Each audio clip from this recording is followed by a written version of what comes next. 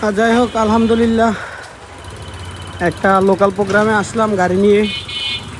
আর মূলত আজকে আমার ভাড়া ছিল অন্য একটা জায়গায়, তো বাড়ির থেকে বাইরেছি। বাইরে হওয়ার পরে অন্য একটা ভাড়ায় যাব। তো এক বড় ভাই কল দিয়ে বলতেছে যে ওনার ফ্যামিলি নিয়ে নাকি একটু কোটবাড়িতে আসতাম।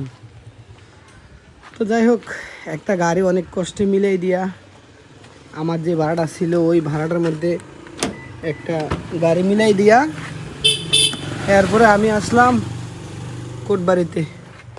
তো ইনশাল্লাহ আইসা নামাজটা পড়লাম, আর নামাজ পড়া খাবার দাবার খাইলাম।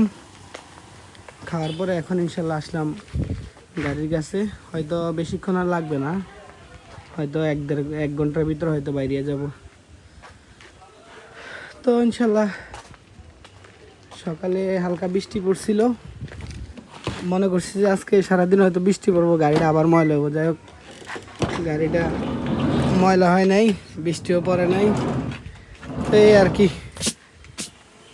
তো আল্লাহ হাফেজ, সবাই ভালো থাকবেন, সুস্থ থাকবেন।